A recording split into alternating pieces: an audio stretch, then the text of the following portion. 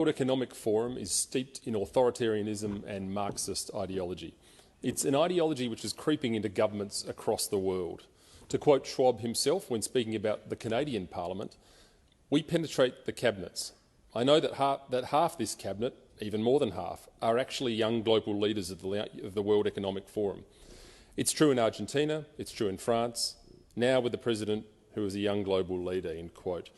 The World Economic Forum promotes globalist issues such as climate change, so-called systemic racism and sexism, and creating an online digital identity. However, closer inspection reveals the World Economic Forum is an anti-capitalist, anti-free market organisation that seeks to subvert Western values and political processes, and they are very organised and very well funded. Their message is designed to appear harmless when in fact the ideology that underpins it is revolutionary and destructive.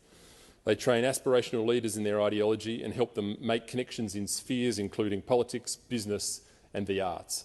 The World Economic Forum has consistently advocated for the harshest and most extreme COVID measures possible, including lockdowns, mandatory vaccinations, vaccine passports and mask mandates, despite these policies assaulting many of our basic liberties. At the centre of the World Economic Forum's ideology is stakeholder capitalism. Essentially, this is a theory that traditional free market capitalism ignores the dangers posed by climate change, and so the government must enforce restrictive policies to save the environment, even if that means less wealth. Why then are the forum's criticisms of capitalism always directed at Western nations rather than the great polluters such as China and India?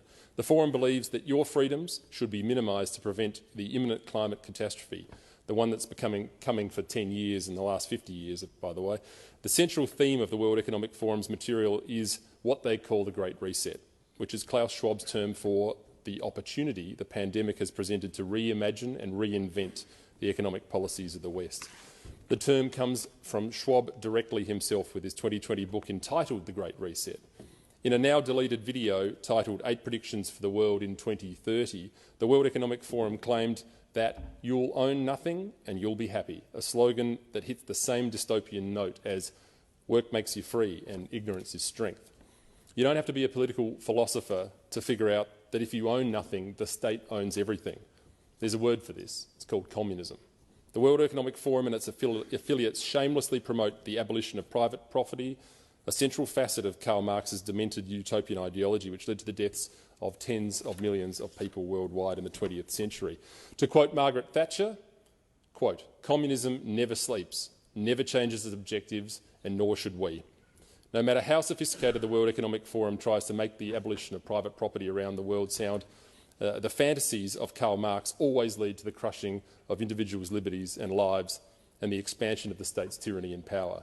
It is imperative that we pay close attention to the World Economic Forum and do all that we can to preserve liberty and reduce government intrusion in our lives. And if we fail to do so, the anti-democratic forces in the West will continue to march on, and we may wake up to an Australia that we no longer recognise. Australians deserve to know the extent to which the World Economic Forum's influence and infiltration of our country and how far it has gone, and we're going to find out.